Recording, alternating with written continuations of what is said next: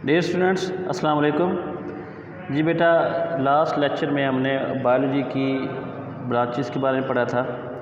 आज हम पढ़ेंगे relationship of biology to other sciences. तो इस टॉपिक में हमने ये पढ़ना है कि बायोलॉजी का साइंस की जो बाकी ब्रांचेस हैं उसके साथ क्या ताल्लुक़ है। तो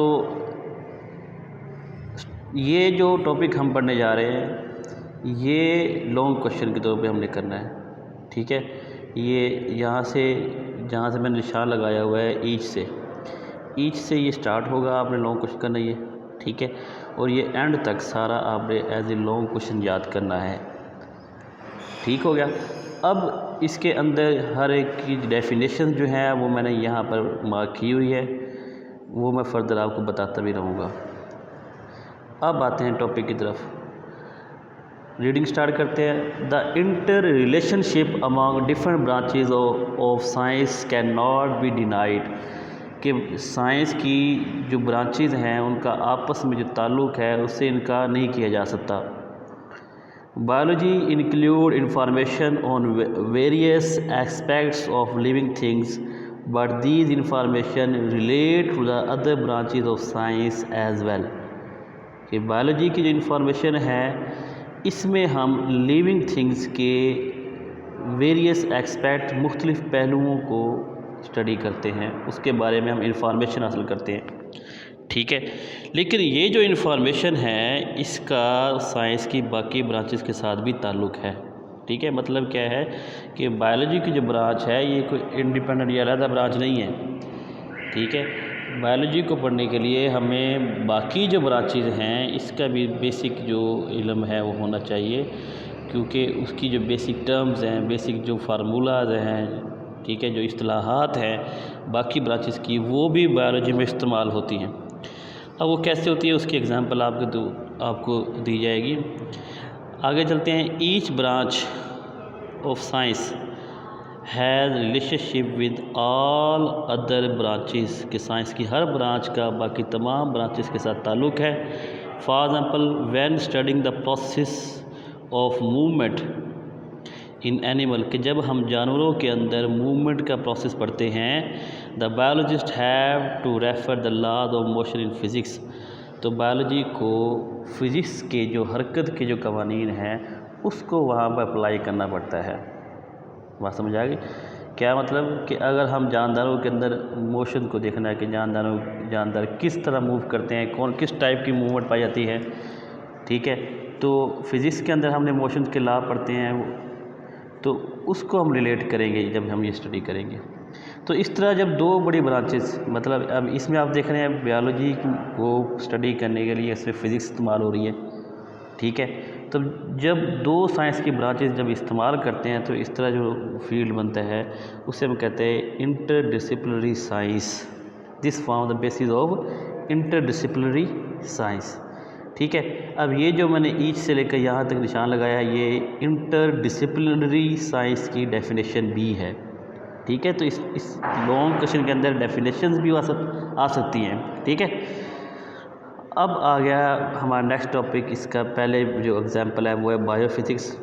it deal with the study of principle of physics which are applicable to biological phenomena, कि इसमें हम फिज़िक्स के उन उसूलों को पढ़ेंगे जो बायोलॉजिकल जो फिनोमेना हैं, प्रोसेस हैं, उसमें इस्तेमाल हो सकते हैं। For example, there is similarities between the working principle of lever in physics and limbs of animals, कि मिसाल के तौर पर फिज़िक्स के अंदर हम लीवर का असूल पढ़ते हैं कि लीवर कैसे काम करता है, बिल्कुल वैसे ही हमारे जिस्म में जोड़ काम करते हैं। एक है यहाँ पर वर्ड लिखा हुआ है लिम्स कहते हैं जोड़, ठीक है। तो जानवरों के जो जोड़ हैं जो उनमें हरकत देते हैं, तो उनकी हरकत का जो असूल है वो बिल्कुल वैसे ही है जैसे फिज़िक्स के अंदर लीवर का असूल है। नेक्स्ट ब्रांच बेटा biochemistry. Biochemistry, it deal with the study of the chemistry of different compound and processes occurring in living organism, कि ये इस ब्रांच में हम जानदारों के अंदर पाए जाने वाले कंपाउंड्स को और प्रोसेस को स्टडी करते हैं, ठीक है। हम केमिकल कंपाउंड को, प्रोसेस को बेसिकली केमिस्ट्री में स्टडी करते हैं, लेकिन क्योंकि ये कंपाउंड लिविंग ऑर्गेनिज्म के अंदर पाए जाते हैं, ये प्रोसेस लिविंग ऑर्गेनिज्म के अंदर हो रहे हैं, तो इसलिए हम इसको बायोकेमिस्ट्री कहेंगे। अब मिसाल के तौर पर यहाँ पे एग्जांपल आपको दी जा रही है। For example the study of the basic metabolism of photosynthesis and respiration involves the knowledge of chemistry. ठीक है, कि अगर हमने फोटोसिंथेसिस और रेस्पिरेशन की बेसिक मेटाबॉलिज्म पढ़नी है कि उस दौरान कौन कौन से रिएक्शन हो रहे हैं, एनाबॉलिज्म हो रही है, मेटाबॉलिज्म हो रही है, उसके रिएक्टेंट कौन से हैं, उससे प्रोडक्ट कौन से बन रही है, तो ये सब कुछ समझने के लिए हमें केमिस्ट्री का इल्म होना ज़रूरी है। ठीक है, तो केमिस्ट्री, क्योंकि ये जो प्रोसेसेस हैं फोटोसिंथेसिस और रेस्पिरेशन जानदारों के अंदर होते हैं और हम इसको पढ़ने के लिए केमिस्ट्री का सहारा ले रहे हैं, तो इसलिए ये जो फील्ड होगी इसे हम कहेंगे बायोकेमिस्ट्री। नेक्स्ट हमारे पास जो टॉपिक है वो है बायोमैथमेटिक्स। नाम से जाहिर है कि जब हम बायोलॉजी के अंदर मैथ का इस्तेमाल करते हैं तो ये इसका दूसरा नाम बनता है biometry.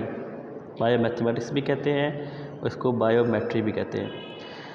Definition, it deal with the study of biological processes using mathematical techniques and tools, कि जब हम बायोलॉजिकल प्रोसेसेस को पढ़ेंगे कैसे मैथ की टेक्निक्स को और टूल्स को इस्तेमाल करते हुए, मैथ की जो टेक्निक्स हैं, इसके जो फार्मूलाज हैं और मैथ के जो टूल्स हैं, जो उसमें इस्तेमाल होने वाली चीज़ें हैं, उसको जब हम इस्तेमाल करते हैं तो फिर हम कहेंगे बायोमैथमेटिक्स।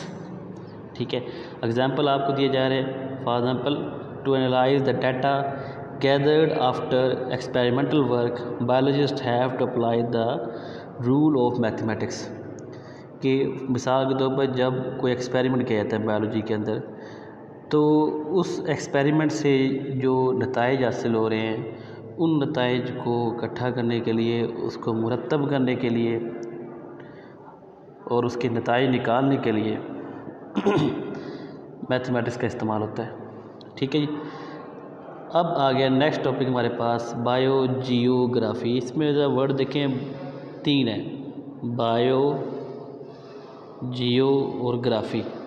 बायो का मतलब है लाइफ, जियो का मतलब ज़मीन, ग्राफी का मतलब, ग्राफी को आमतौर पर हम लेते पैमाइश करना, ज़मीन पर लाइफ को पैमाइश करना, मतलब कि ज़मीन के मुख्तलिफ जो जोग्राफियाई इलाके हैं वहाँ पर किस किस्म के जानदार पाए जाते हैं और कितने पाए जाते हैं, इसको स्टडी किया जाता है बायोजियोग्राफी में। ठीक है, वैसे हम दुनिया के जो खित्ते हैं, जो इलाके हैं, उसको हम जोग्राफिया में पढ़ते हैं, लेकिन जब हम उन खित्तों में जानदारों को स्टडी करेंगे तो ये बन जाएगा बायोजियोग्राफी। तो डेफिनेशन इसकी क्या है? It deal with the study of occurrence and distribution और different species of living organisms in different geographical regions of the world. क्या है कि दुनिया के मुख्तलिफ जो जियोग्राफिकल रीजन्स हैं, जोग्राफियाई जो इलाके हैं, उनमें कौन से जानदार मौजूद हैं, अकरेंस में ना मौजूद होना और कितने मौजूद हैं। डिस्ट्रीब्यूशन का मतलब होता है फैलाव। फैलाव का मतलब क्या है कि उनकी कितनी आबादी है, वो किस हद तक फैले हुए हैं, उनकी गुंजानियत कितनी है। ठीक है जी, मतलब कि दुनिया के मुख्तलिफ जो जोग्राफियाई इलाके हैं, चाहे वो सहरा है, चाहे वो पहाड़ी सिलसिला है, चाहे वो मैदानी इलाके हैं, चाहे वो जंगलात हैं, चाहे वो दरियाई इलाके हैं, चाहे वो समंदर है, तो उन मुख्तलिफ जो जोग्राफियाई इलाके हैं उनमें किस किस्म के जानदार एक तो पाए जाते हैं अकरेंस, दूसरा कितने पाए जाते हैं, इसको हम कहेंगे डिस्ट्रीब्यूशन। ठीक है, आगे क्या कह रहे हैं देखें, it applies the knowledge of the characteristics of particular geographical region to determine the characteristics of living organisms found there. कहते हैं इसमें हम किसी ख़ास जोग्राफियाई जो इलाका है ना, पार्टिकुलर जियोग्राफिकल रीजन्स, किसी ख़ास जोग्राफियाई जो इलाका है उसकी खसूसियात को मालूम करते हैं। कैरेक्टरिस्टिक्स में ना खसूसियात। ठीक है, क्यों? टू डिटरमाइन, ताकि हम इस बात का तयन कर सकें कि वहाँ पर किस किस्म के जानदार पाए जाते हैं। हमें जोग्राफियाई इलाके का पता चल जाएगा तो हमें काफ़ी हद तक ये अंदाज़ा हो जाता है कि यहाँ किस किस्म के जानदार पाए जाएंगे। फॉर एग्ज़ाम्पल एक सहराई इलाका है हमें, तो हमें ये डेफिनेटली अंदाज़ा हो जाएगा कि यहाँ वो जानवर जहाँ वो पौधे पाए जाएंगे जो खुश्क माहौल को बर्दाश्त कर सकें, जो पानी की कमी को बर्दाश्त कर सकें। ठीक है, तो ऑटोमेटिक हमारे दिमाग में कैक्टस का जिक्र आएगा, खजूर के पौधे का जिक्र आएगा। इसी तरह हमारे दिमाग में सांप का, ऊँट का जिक्र आएगा, क्योंकि वो ज़्यादातर सहरा में पाए जाते हैं। ठीक है, वो उसमें सर्वाइव कर सकते हैं। तो इस तरह जैसा जियोग्राफिकल रीजन होगा उसी लिहाज से हमें इस बात का अंदाज़ा हो जाएगा कि यहाँ किस किस्म के जानदार पाए जाएंगे। नेक्स्ट टॉपिक बेटा आ गया bio economics. It deal with the study of organism from economical point of view, के मुआशी हवाले से हम जानदारों की जब अहमियत को पढ़ते हैं तो इसको हम कहेंगे बायो इकोनॉमिक्स। मिसाल के तौर पर for example the cost value and profit value. Cost value ख़र्चा, जितना ख़र्चा लगाया गया, लागत जितनी लगाई गई, और जितनी अनप्रॉफिट वैल्यू और जितना प्रॉफिट हुई, प्रॉफिट की अमाउंट और ख़र्चे की जो अमाउंट है of yield of wheat can calculated through bio economics and benefit और लॉसेस कैन बी डिटरमाइंड। अब इस एग्जांपल में आपको क्या बताया जा रहा है कि एक किसान अगर गंदम उगाता है तो उस गंदम को उगाने के बाद वो जब उसको बेचेगा तो वो भी इस बात का अंदाज़ा लगाएगा कि उसको कितना ख़र्चा है। कॉस्ट वैल्यू क्या है कि वो पूरा अरसा जिसमें उसको काश्त करता रहा है उसमें कितना उसको ख़र्चा आया है, उसकी खाद पे उतने उसको पानी लगाने में। ठीक है, फिर जब वो उसको बेचेगा तो उससे उसको बेनिफिट्स का पता चलेगा कि गंदम से उसके बेनिफिट्स हुए हैं या लॉस हुए हैं। इसी तरह और भी बहुत से जानदारों को अपने बिज़नेस में इस्तेमाल करते हैं, जैसे पोल्ट्री फार्म बनाते हैं। ठीक है, इसमें हम क्या करते हैं, मुर्गियों को अपने कारोबार में इस्तेमाल करते हैं। तो जानदारों को जब हम अपने कारोबार में इस्तेमाल करेंगे ना, वो हम उसकी कारोबारी अहमियत को देखेंगे, तो ये जो शोबा है इसे हम कहेंगे बायो इकोनॉमिक्स। ठीक है जी, तो आज का ये लॉन्ग क्वेश्चन यहाँ पे एंड हुआ। नेक्स्ट हम टॉपिक पढ़ेंगे कैरियर्स इन बायोलॉजी।